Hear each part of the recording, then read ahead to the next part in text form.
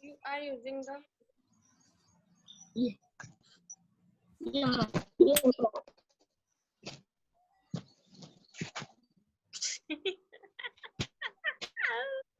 बात करने लग गए थे क्या सब लोग?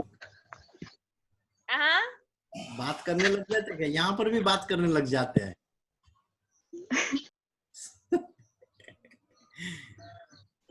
तो आज क्या नाम उसका, वो नहीं है आज, एक जिसकी आवाज बहुत तेज आती, नाम याद नहीं आ रहा, क्या? यसिका राशिका, हाँ। वो शादी में गई है अभी। वही कल भी नहीं थी शायद, वो कल भी उसकी आवाज नहीं आ रही थी। हाँ सर। वो बहुत जम से चिल्लाती है। चलो सलोनी, मोबाइल को बिल्कुल नहीं हिलाएंगी, ठीक है? एक जगह रख दो बस, ठीक है? अब क्या चीज हुई, मैंसन साइकिल हो गया, है ना? अब दूसरी चीज आती है यहाँ पे, ऑस्ट्रियस साइकिल या स्ट्रस साइकिल भी बोलते हैं उसको। तो अब स्ट्रस साइकिल मध्य चक्र, ठीक है? ये क्या था, मादा चक्र था, ठीक है? तो यहाँ पर है मध्य चक्र। मध्य चक्र का मतलब ये हो रहा है स्ट्रस साइकिल। स्ट्रस साइकिल जैसे जो मैंसन साइकिल था, ये किसके अंदर में पाया जा रहा था? यहाँ पे प्राइमेट्स के अंदर में। एप हो गया, मंकी हो गया, ह्यूमन हो गया, है ना, और चिंपैंजी।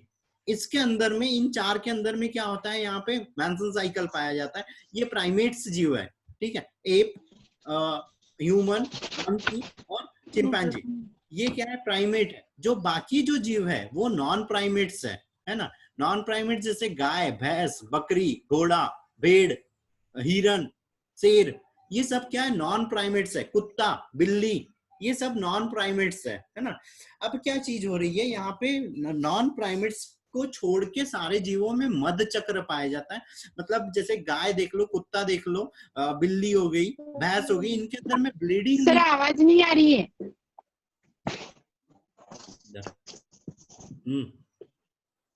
अब ठीक है, ठीक है। इनके अंदर में ना ब्लीडिंग नहीं पाई जाती है, इनके अंदर में हीट पीरियड पाया जाता है ना? और हीट पीरियड का मतलब ये चीज हो रही है, जैसे यहाँ पे मैंसन साइकिल हो रहा था, मंथली चल रहा था। क्लियर आवाज नहीं आ रही। सर आवाज नहीं आ रही है। म्यूट रखो बेटा, माइक माइक वो म्यूट से हटा देते हैं, इसीलिए सबकी आवाज मिक्स हो जाना है। किसका हट रहा है अभी? सर वो अपने आप में हट जाता है।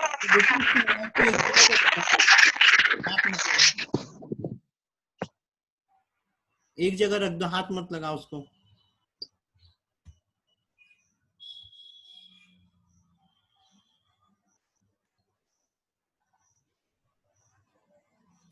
हाथ नहीं लगाना है मोबाइल को, एक जगह सारे लोग एक जगह रख दिया करो।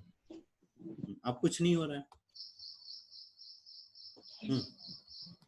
ठीक है, तो मैंसन साइकिल के अंदर में क्या चीज होती है, ब्लीडिंग होती है ना? लेकिन जो स्ट्रेस साइकिल रहता है, उस स्ट्रेस साइकिल के अंदर में यहाँ पे ब्लीडिंग नहीं पाई जाती।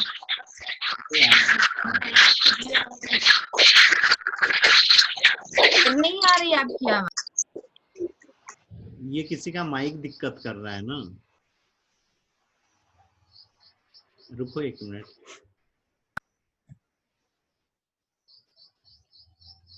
माइक दिक्कत कर रहा है, या तो फिर किसी ने हेडफोन, बार बार उनका हेडफोन खराब होगा, उसमें स्पार्क वगैरह हो रहा होगा।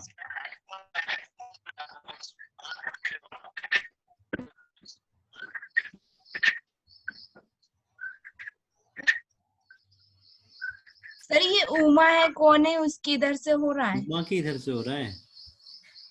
उमा बेटा, हाँ सर वहीं से हो रहा है। थोड़ा सा उसको देखो।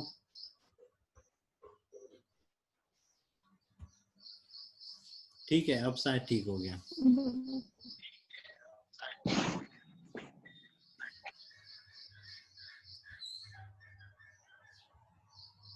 अब हो गया ठीक।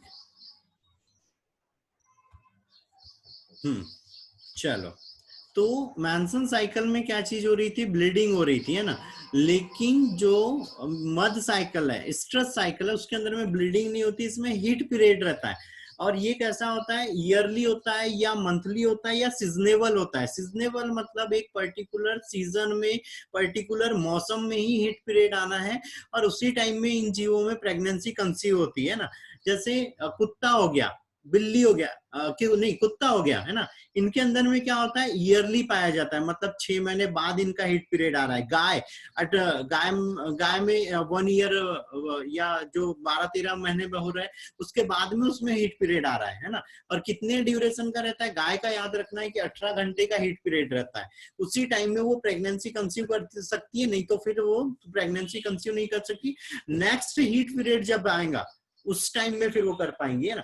और सीजनेबल मतलब जैसे कुछ जीव हो गए गर्मी में ही हीट पीरियड आता है ना, कुछ में ठंड में आता है, कुछ में बारिश में आता है। तो इस तरह से ये ईयरली या सीजनेबल चलते हैं, ठीक है। और किसी भी प्रकार की यहाँ पर ब्लीडिंग नहीं होती है।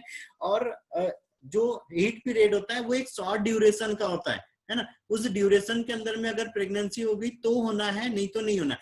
लेकिन जो इधर मैंसन साइकिल है, मैंसन साइकिल में क्या होना है, कभी भी प्रेगनेंसी कंसीव हो जाना है, क्योंकि ये मंथली साइकिल चलता है। अब कभी भी हो जाना है मतलब ये नहीं हो गया कि चौथे 5वें दिन हो जा रहा है, वो 14वें दिन। लेकिन जो मैंसन साइकिल चल रहा है, जब तक मैंसन साइकिल चलते रहते हैं तब तक यहाँ पे प्रेगनेंसी कंसीव हो सकती है, ठीक है। तो ये चीज याद रखना है, मैंसन साइकिल और स्ट्रेस साइकिल में दोनों में अंतर, ठीक है। किसके किसके कारण हो रहा है, तो प्रोजेस्टेरॉन के कारण ये क्या हो रहा है, एस्ट्रोजन और प्रोजेस्टेरॉन के कारण यहाँ पे चेंजेस आते हैं। अब दोनों ही साइकिल में ये सेम है, उसमें भी जो फैलोपियन ट्यूब हो गई, जो ग्लैंड हो गई, जो कैविटी हो गई, उन सब में एस्ट्रोजन और प्रोजेस्टेरॉन के ही कारण चेंजेस आते हैं। और जो मैंसन साइकिल है इसके अंदर में भी एस्ट्रोजन और प्रोजेस्टेरॉन के ही कारण चेंजेस आते हैं, ठीक है। फिर यहाँ पे जैसे चूहा हो गया, तो जो चूहे की जो साइकिल है, जो हीट पीरियड है वो 3 घंटे का रहता है, और जो साइकिल चलती है इनमें 4 से 5 दिन की चलती है, ठीक है। 4 से 5 दिन में आता है और 3 घंटे का रहता है। सर हीट पीरियड अलग होता है और साइकिल अलग होती है इनमें। हाँ, साइकिल का मतलब जैसे 1 ईयर बाद आया उसका फिर से हीट पीरियड। जैसे गाय का, कुत्ते का उदाहरण लो, 6 महीने बाद उसमें हीट पीरियड आता है ना, तब वो प्रेगनेंसी कर, तो वो जो 6 महीने का ड्यूरेशन था वो साइकिल कहला रहा है, ठीक है। लेकिन जिस टाइम में, जिस दिन में वो प्रेगनेंसी कंसीव कर सकते हैं, वो वाला टाइम क्या कहला रहा है, यहाँ पे हीट पीरियड कहलाता है, ठीक है। जयश्री को आवाज नहीं आ रही है, प्रीति को भी आवाज नहीं आ रही है। एक अब आ रही है प्रीति? यस सर, पर अटक रही है। अटक रही है? पियानो बज रहा है ऐसा लग रहा है। वो बीच में माइक की और नेटवर्क की दिक्कत हो रही थी। वंशिका को भी आवाज नहीं आ रही है। नहीं सर, सबके इधर हो रहा है, हमें भी ऐसी सुनाई दे अच्छा, रही है। सबके इधर हो रहा है, तो फिर शायद मेरे यहाँ दिक्कत होंगी। तो 1 सेकेंड रुक जाओ फिर, है ना, 1 सेकेंड रुक जाओ।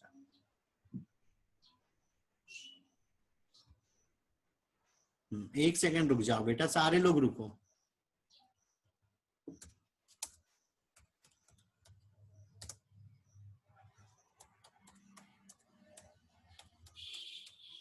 रुको।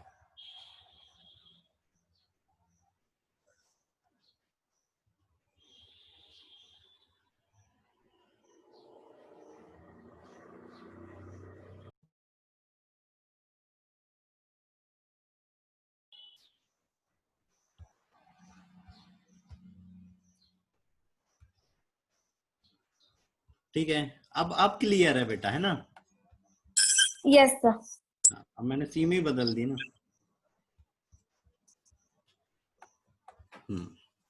ठीक है, अब दिक्कत नहीं होगी।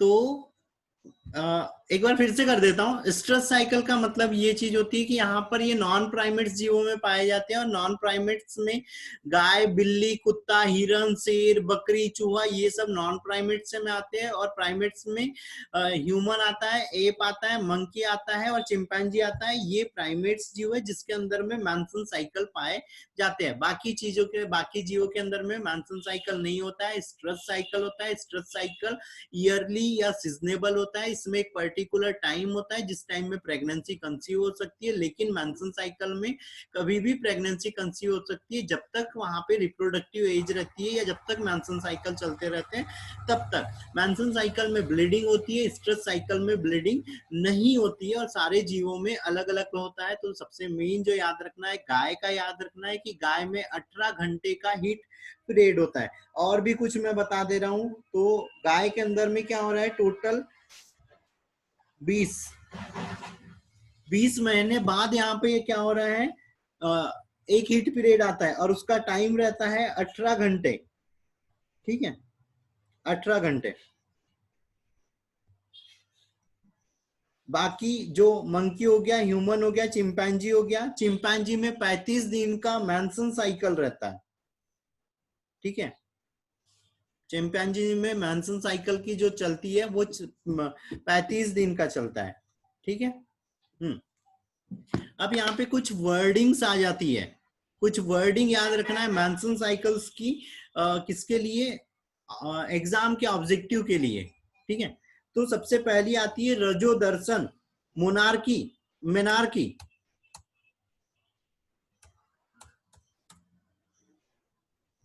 लिखाया नहीं, एक सेकेंड।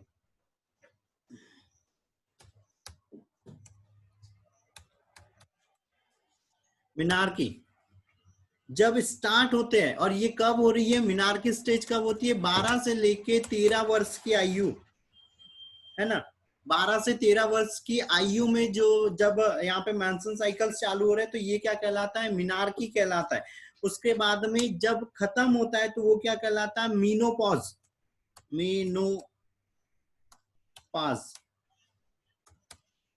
और ये कब होता है, 45 से लेके 50 वर्ष की उम्र में, रजोनिवृत्ति, रजोनिवृत्ति। जब यहाँ पे ओवुलेशन नहीं होता है और प्रेगनेंसी बनने की कैपेसिटी खत्म हो जाती है। ठीक है, लेकिन जो मेल रहता है उसमें क्या होता है, स्पर्म जो बनते रहते हैं वो 70 से लेके 80 ईयर की एज तक यहाँ पर बनते रहते हैं, 70 से 80।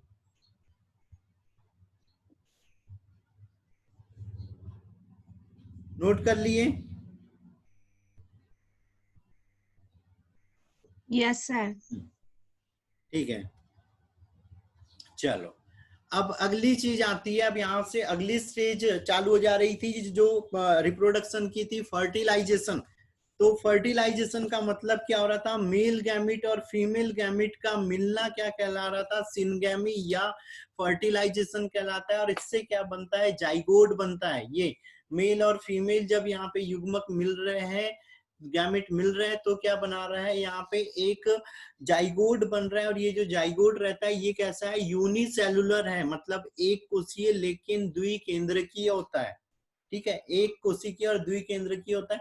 अब जो यहाँ पे स्पर्म आ रहे थे वो कैसे थे, अगुणित थे। ये जो केंद्रक था ओवा का ये भी अगुणित था, लेकिन ये जो जाइगोट बन गया ये कैसी संरचना बन गई है, यहाँ पे 2n या द्विगुणित बन गई है ना। अब जब यहाँ पे जब फर्टिलाइजेशन हो रहा है तो फर्टिलाइजेशन होता है तो कुछ चेंजेस होते हैं, जैसे फैलोपियन ट्यूब में, है ना। तो फैलोपियन ट्यूब में क्या चीज आ रही थी, हमने बोला था ये जो ओवा है जब ये फैलोपियन ट्यूब में आता है तो ये क्या होता है, सेकेंडरी oocyte होता है।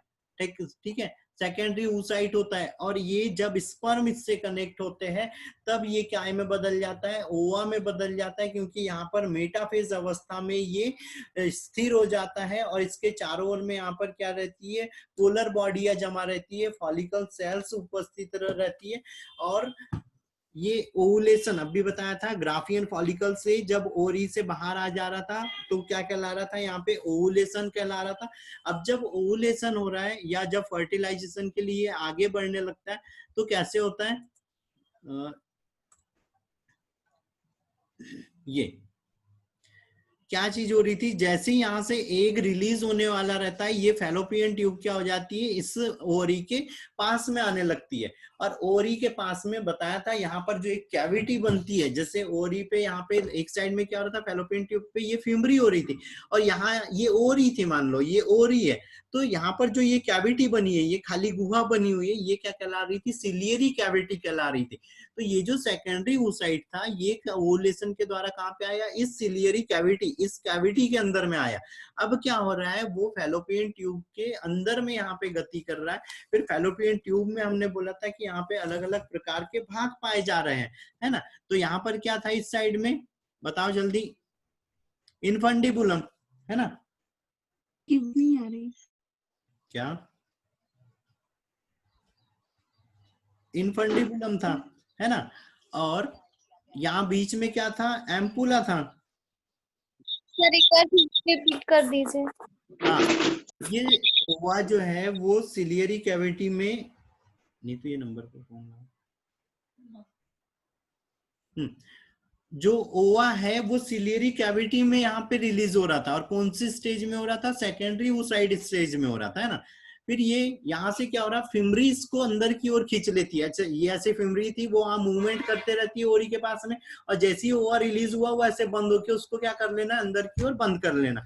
अब जब ये एग यहाँ अंदर की ओर चलने लगता है तो क्या क्या है था, यहाँ पर एक भाग था स्थाया, एम्पुला, जिसको हम क्या बोल रहे थे, निषेचन या फर्टिलाइजेशन साइट बोल रहे थे, निषेचन स्थल बोल रहे थे। अब क्या हो रहा है यहाँ पर, इस साइड, दूसरे साइड से, एक सेकंड रुकना ना बेटा। हाँ बेटा,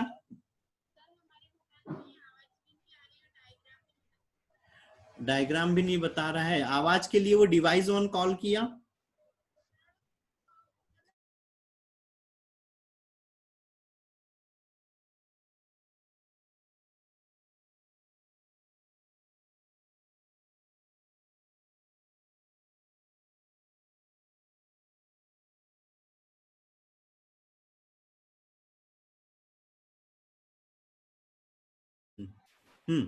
तो क्या हो रहा है, यहाँ पे एम्पुला में पहुंच रहा है ना।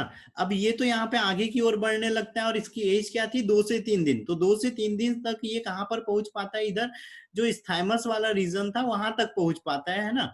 अब ये तो अचल संरचना थी, तो जो गति हो रही है, अब यहाँ पे फैलोपियन ट्यूब्स के अंदर में क्या क्या चेंजेस होते हैं वो भी हमको याद रखने। तो यहाँ पे जो चेंजेस हो रहे हैं उसमें फैलोपियन ट्यूब के अंदर में सिलियरी मूवमेंट पाई जाती है। जो ओवा है वो जो गति कर रहा है, ये यहाँ से इस ओर बढ़ रहा है ये, तो ये किसके द्वारा बढ़ रहा है, सिलियरी मूवमेंट्स के द्वारा बढ़ रहा है। सीलिया उसको ऐसे आगे की ओर धकेलने का कार्य करते जा रहा है ना। और इस साइड से अब बारी आती है यहाँ पे, इस साइड से यहाँ पे स्पर्म की। अगर स्पर्म प्रेजेंट है तो वो स्पर्म क्या होना है, केमिकल अट्रैक्शन के कारण इस फैलोपियन ट्यूब में इस ओर गति करना है। अब हमने बताया था कि अगर बहुत ज्यादा मात्रा में, अगर बहुत ज्यादा संख्या में, जैसे 30 से 50 करोड़ या 20 करोड़ के समथिंग अगर स्पर्म है, तो ही कोई एक स्पर्म यहाँ एक तक पहुंच पाएगा, है ना। तो ये स्पर्म यहाँ पर गति कर रहे हैं, लेकिन अब यहाँ पे इनके लिए क्या चीज हो गई, यहाँ पे अनस्टेबल इन्वायरमेंट हो गया, क्योंकि इनको जाना है इधर और सीलिया की गति हो रही है इधर की ओर। तो आधे स्पर्म तो यहीं इधर ही अटक जाना है, आधे यहाँ यूट्रस में खत्म हो जाना है, आधे यहाँ पे जो सर्विक्स है उसके अंदर में नष्ट हो जाना है।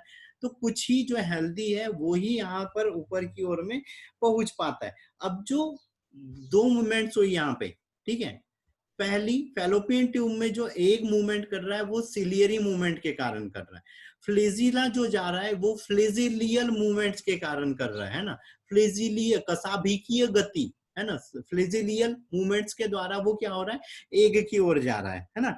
अब क्या चीज हुई थी, अब ये क्यों जा रहा था, अब यहाँ पे कौन से केमिकल्स, तो एक्रोसोम था। हमने यहाँ पे स्पर्म की अगर हम संरचना देखें तो हेड के ऊपर में यहाँ पे ऊपर इसको बना, ये रब बना रहा हूं, ठीक है। ठीक, यहाँ पर ये ऊपर की ओर में एक्रोसोम था, जिसके अंदर में यहाँ पर क्या हो रहा है, एक्रोसिन नाम का एंजाइम पाया जाता है। एक्रोसिन नाम का एंजाइम पाया जाता है जो एग की ओर आकर्षित होता है और एग उसकी ओर गति करने लग जाता है, ठीक है। किसके, जो शुक्राणु है वो एग की ओर बढ़ने लगता है, क्योंकि यहाँ पर 2 फैलोपियन ट्यूब थी, बताया था 2 साइड, दोनों साइड ओवरी है। तो इसको जाना कहाँ है, ये कैसा पता चलता है, तो ये एक्रोसिन एंजाइम जो इस एक्रोसोम में रहता है सामने की ओर, तो उसके कारण ये गति करते हुए कहाँ पे पहुंचता है, अंडाणु की ओर पहुंचते हैं। अब जब अंडाणु की ओर पहुंचते हैं एम्पुला वाले रीजन में, तो यहाँ पर अब जैसे ही ये कनेक्ट होता है तो क्या होना है, यहाँ पे वो वीडियो में हमने देखा था एक्रोसोम फटता है, और जैसे ही एक्रोसोम फटता है वैसे ही जो एग है वो काय में बदल जा, मतलब जो ओवा था सेकेंडरी oocyte था वो एग में बदल जाता है और उसका निर्माण यहाँ तक पूर्ण हो जाता है। अब जो ये यहाँ पे स्पर्म आए हैं, ये पिछला वाला डायग्राम दिखाता हूँ, 1 मिनट, है ना।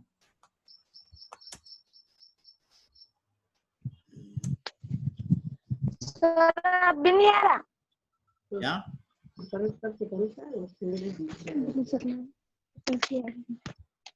क्या हुआ बेटा?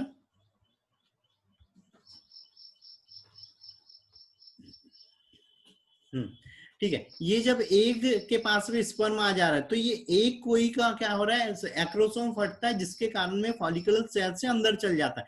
अब इस स्पर्म की सारी बॉडी यहाँ पे बाहर रह जाती है, सिर्फ न्यूक्लियस अंदर जाता है। वो वीडियो में देखा था, है ना, क्या चीज हो रही थी, पूरी बॉडी यहाँ पे ये बाहर ही रह जा रही थी और सिर्फ केंद्रक अंदर की ओर ज्यादा हो रहा था जब फर्टिलाइजेशन हो रहा था। तो ठीक है, अब जब ये फर्टिलाइजेशन हो रहा है तो क्या चीज हो रही है, दूसरी चीज और होती है कि जो द्वितीयक oocyte था, है ना, वो यहाँ पे पूरी तरह से अब क्या बदल गया, फर्टिलाइजेशन के टाइम में एग में बदल गया, है ना। अब एक्रोसोम के अंदर में और एक एंजाइम रहता है हाइलुरिडिनेज एंजाइम, हाइलुरिडिनेज एंजाइम और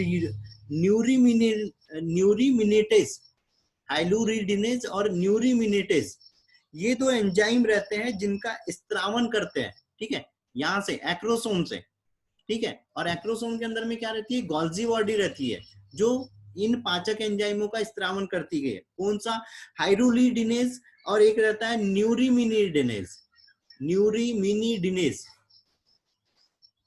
इन दोनों एंजाइम का स्त्रावन करता है ये एक्रोसोम।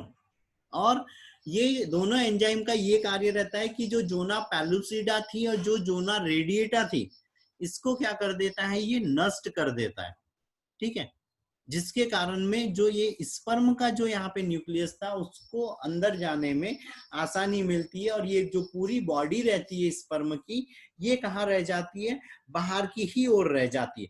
जब यहाँ पे हाइरुलिडिनेज एंजाइम स्त्रावित होता है तो क्या होना है, बाकी जो फॉलिकल सेल है उसके, इन फॉलिकल सेल्स के अंदर में एंटी स्पर्म एंजाइम रहते हैं, फॉलिकल सेल्स के अंदर में एंटी स्पर्म एंजाइम रहते हैं। जैसे ये एक स्पर्म यहाँ पे, एक स्पर्म का एक्रोसोम फटा तो जो फॉलिकल सेल थी उनने क्या कर दिया, एंटी स्पर्म एंजाइम स्त्रावित कर दिया। तो जितने यहाँ दूसरे स्पर्म आए थे, क्योंकि यहाँ तो और भी स्पर्म आए हैं ना साथ में, ये इधर आया है, इधर से आया है, तो ये सारे को क्या होना है, प्रतिकर्षित कर देना है, वो रिजेक्ट कर देना है, क्योंकि ये एक यहाँ पे अंदर चले गया, ठीक है। इतनी प्रोसेस क्लियर है बेटा? Yes sir. ठीक है, अब यहाँ से आगे बढ़ते हैं। तो अब क्या चीज हो गई, ये एक स्पर्म यहाँ पे न्यूक्लियस इसका अंदर आ गया और ये बाकी सब यहाँ पे रिजेक्ट हो गए, ये सब अब बेकार हो गए। अगर यहाँ कोई पहुंच भी गए थे तो भी ये सब क्या हो गया, बेकार हो गए। अब यहाँ पे जो संरचना बनी वो जाइगोट, और ये जो संरचना है ये क्या है, भ्रूण है। मैंने इन दोनों में डिफरेंस बताया था कि ये एक कोशिकीय संरचना है, ये 2 कोशिकीय संरचना है।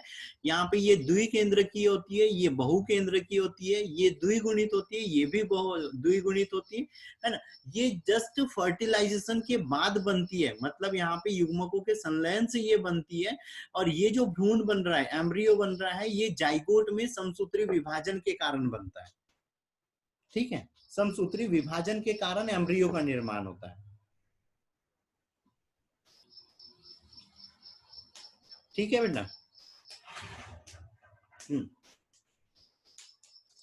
ठीक, अब आगे बढ़ते हैं। यहाँ पर ये क्या हो गया, अब यहाँ पे ये एक बार ये डायग्राम थोड़े से यहाँ पे ध्यान से देखो, क्योंकि अगले डायग्राम में थोड़े से छोटे क्लेवेज चालू हो जाता है ना। क्लेवेज मतलब समसूत्री विभाजन के द्वारा एक खोखली गेंद जैसी संरचना बनना चालू हो जाती है।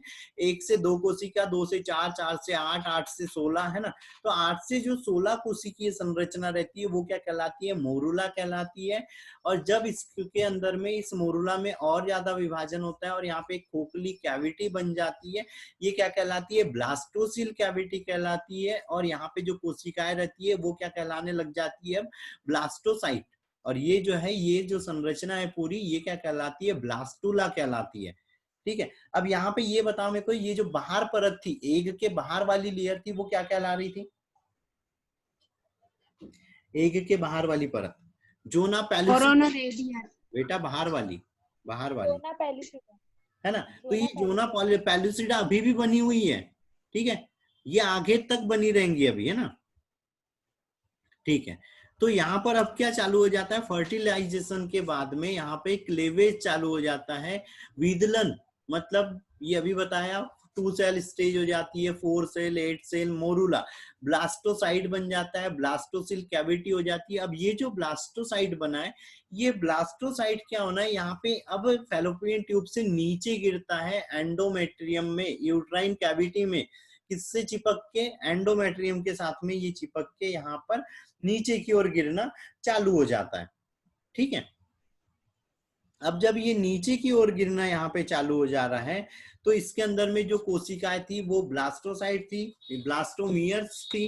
अब विदलन में क्या चीज हुई? एक चीज याद रखना, यहाँ पे विदलन में समसूत्री विभाजन हुआ था और गोल खोखली गेंद जैसी संरचनाएं बनी थी। और ये जो संरचना बनी है, ब्लास्टुला भी जो बना है, वो कहाँ तक बना हुआ है? इस फैलोपियन ट्यूब के अंदर में ही बना हुआ है।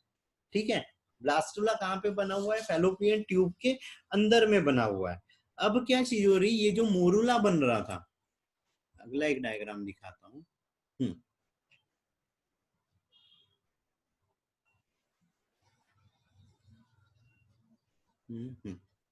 ठीक है। ये अब क्या हुआ था? यहाँ पे ये मोरूला बना था, है ना। ब्लास्टोसाइट का जब डेवलपमेंट हो रहा था, तो बाहर साइड में ट्रोपोब्लास्ट कोशिकाएं हो रही थी और अंदर साइड में क्या हो रही थी? यहाँ पे इनर सेल मास रह रही थी। ठीक है, इनर सेल मास। और यहीं पर एक सेकंड है, ये उठ नहीं रहा, किधर गया? बहुत आगे चलेगा। Inner cell mass. ठीक है। तो जो इनर सेल मास है, इनसे क्या बन रहा है? यहाँ पर इनर सेल मास से एक्टोडर्म, एंडोडर्म, मेसोडर्म का निर्माण होना चालू हो जाता है। और यहाँ पर क्या हो रहा है? यहाँ पे आउटर सेल मास रहती है। तो ये जो ट्रोपोब्लास्ट कोशिकाएं है, ये क्या कहला रही है? यहाँ पे आउटर सेल मास कहलाती है। ठीक है, आउटर सेल मास। ठीक है। अब क्या हो रहा है? यहाँ पे जो इनर सेल मास है, इनसे क्या हो रहा है? यहाँ पे अलग अलग प्रकार के अंग बनने चालू हो जाते हैं inner cell mass. Outer cell mass की जो ट्रोपोब्लास्ट कोशिकाएं रहती है, ये कहाँ पे आ जाती है? अब ये पिछला वाला डायग्राम देखो।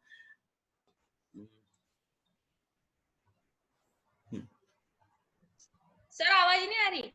बोल ही नहीं रहा हूं कुछ अभी। हाँ, तो यहाँ पर अब क्या हुआ? ये इनर सेल मास और ट्रोपोब्लास्ट कोशिका है, ये कहाँ पे? एंडोमेट्रियम के पास में ही। और अब यहाँ पर क्या होना है? इम्प्लांटेशन चालू हो जाता है। इम्प्लांटेशन का मतलब ये हो रहा है कि अब यहाँ पे रोपण चालू हो जाता है। ठीक है, आउटर सेल मास से, आउटर सेल मास की जो ट्रोपोब्लास्ट कोशिका है, ये एंडोमेट्रियम के साथ में चिपक जाती है। वो वीडियो देखा था, उसमें वो बॉल ऐसे गिर रही थी और फिर एकदम से कोशिकाएं बाहर की ओर आ जा रही थी, है ना। तो यहाँ पर क्या हो रहा है? अब प्लेसेंटा का निर्माण चालू हो रहा है। अब ये क्वेश्चन भी याद रखना है, जो ट्रोपोब्लास्ट कोशिकाएं हैं, इनसे प्लेसेंटा का निर्माण यहाँ पे चालू हो जाता है। ठीक है, प्लेसेंटा का निर्माण चालू हो जा रहा है। अब प्लेसेंटा का निर्माण चालू हो जा रहा है, तो यहाँ पे जो ब्लास्टोसाइट्स है ना, इसमें क्या हो रहा है? अंदर में जो यूट्राइन ब्लास्टोसिल कैविटी थी, इसके अंदर में जो फ्लूइड था, वो क्या कहला रहा था? या जो यूट्रस के अंदर में यहाँ पे एक फ्लूइड जमा होने लग जाता है, वो एक मिनट, वो जो फ्लूइड जमा होने लग जाता है, वो क्या कहलाता है? यहाँ पे यूट्राइन कैविटी कहलाने लगा, यूट्राइन मिल्क कहलाता है ना। यूट्राइन कैविटी के अंदर में जो फ्लूइड बनता है, वो क्या कहलाता है? यूट्राइन मिल्क कहलाता है। ये भी याद रखना। अब इतनी चीजें हो गई। एक्टोडर्म, एंडोडर्म, मेसोडर्म बनने लगी। अब ये संरचना बन रही है, प्लेसेंटा बन रहा है, प्लेसेंटा अम्बिलिकल कॉर्ड बन जा रही है। यहाँ पे ये पूरी जो कैविटी है, ये जो रेड कैविटी दिख रही है, ये क्या है, एम्ब्रियोनिक कैविटी है ना, मतलब यूट्राइन कैविटी है। और ये जो कैविटी है वो क्या है, एम्ब्रियोनिक कैविटी है। ये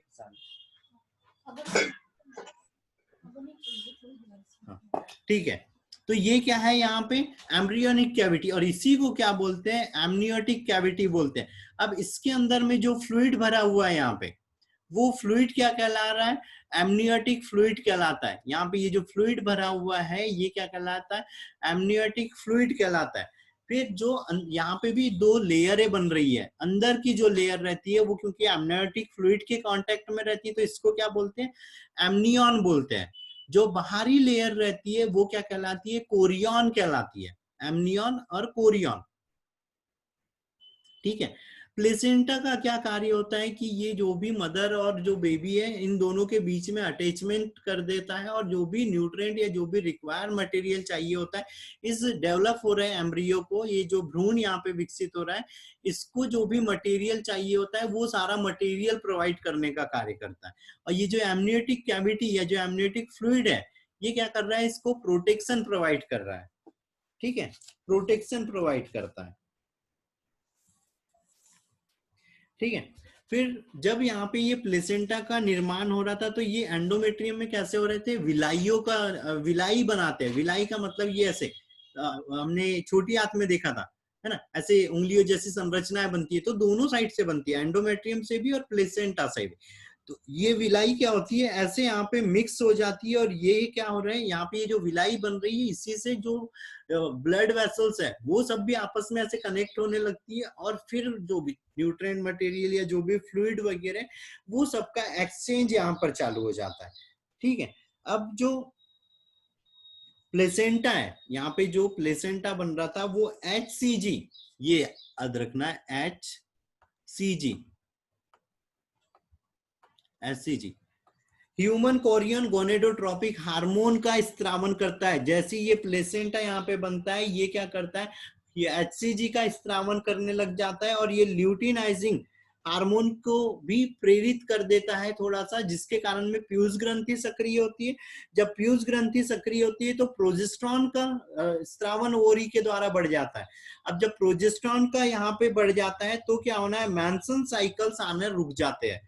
प्रोजेस्टेरॉन का लेवल जब यहाँ पे प्लेसेंटा का निर्माण होने लग जाता है और उसने HCG स्त्रावित कर दिया तो प्रोजेस्टेरॉन का लेवल बढ़ जाता है, जिसके कारण मैंसन साइकिल नहीं आते, और ये जो एम्ब्रियो आया था ये क्या हो गया, इस यूट्राइन कैविटी में इम्प्लांट हो गया और एंडोमेट्रियम टूटना बंद हो गई।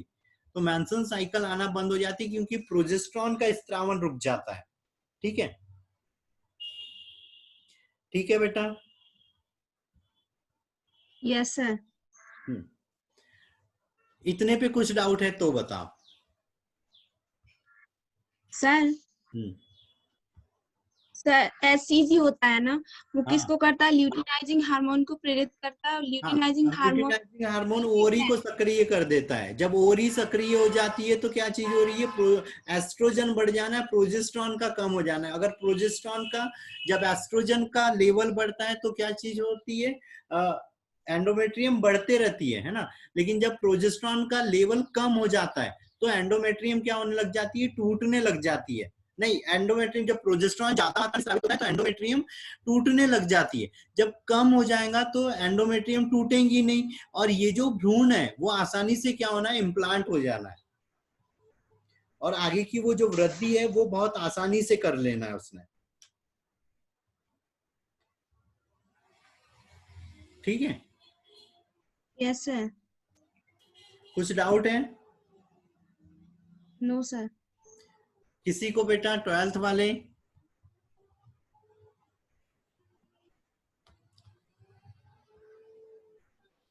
ट्वेल्थ वालों में अंशिका, मानसी, माही, और कौन है, वैशाली, उमा, निशा? नो सर नहीं। नहीं है, इतना आया आज दिन क्या है? आज वेडनेसडे। अच्छा No, Wednesday sir. को। अभी तो एक दिन और बचा हुआ है ना, फिर रिवीजन में से और एक बार ये रिपीट हो जाएगा, है ना। रिवीजन, हाँ ठीक है, रिवीजन में रिपीट हो जाएगा और उसी दिन फिर देखता हूँ मैं, टाइम शेड्यूल बताता हूँ, तो जो नोट्स दिए उस हिसाब से चल लेंगे, तो उसमें के भी सारे पॉइंट्स हो जाएंगे ना, तो एक दिन वो भी दे देना, ठीक है। संडे रख दे क्या वो वाली क्लास? क्या सर? संडे रख दे क्या नोट्स वाली, हम 12th वालों के लिए? संडे, हाँ ठीक है सर, आप जब रखो। संडे तो वैसे भी अपना गैप रहता है, तो बाकी लोगों के लिए, बाकी लोग अटेंड करे तो भी ठीक है, नहीं करे तो भी ठीक है, पर तुम लोग अटेंड कर लेना, तो उसमें मैं नोट्स वाइज चल लूंगा, है कि नहीं। और सर वो इंग्लिश मीडियम के नोट्स का बोला था मैंने। इंग्लिश मीडियम के नोट्स का बेटा बात हुई है, लेकिन अब वो पता नहीं कैसे है, तो पहले मेरे पास तो आए, फिर मैं देखता हूँ, फिर उसमें कुछ चेंजेस करना रहेगा तो चेंज करके भी दूंगा। हाँ ठीक है सर। बाकी ये हिंदी मीडियम वालों के लिए अब मतलब एक चैप्टर और बच रहा है ना, तो जो भी जानकारी में वो इन लोगों को भी बता दो, और वो टेलीग्राम कर लो बेटा, टेलीग्राम में इजी पड़ेगा सब लोगों को, पुराने नोट्स भी मिलते रहेंगे, और कभी अगर अनइंस्टॉल भी हो गया वो कभी भी, और उसको फिर से जब इंस्टॉल करोगे तो वापस से सारी चीजें मिल जाएंगी, सारे मैसेजेस उसमें वापस से मिल जाएंगे, हमारे जो ग्रुप में डले हुए रहेंगे, ग्रुप जैसे ही ज्वाइन करोगे। और व्हाट्सएप में ऐसा नहीं होता है ना, चले जाता है, फिर हम फिर और दोबारा मंगो, दोबारा सेंड करो, बहुत दिक्कत होती है, इससे अच्छा वो चीज है उसको डाउनलोड कर लो। उमा भी है शायद अभी, है ना उमा, समझ आया? ये 3617 में कौन है, नहीं समझ आ रहा है। नीलम,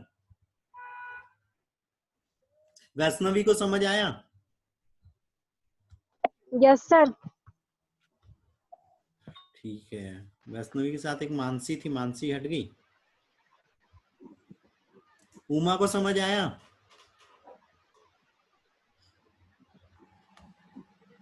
प्रीति, प्रीति बोला प्रिया,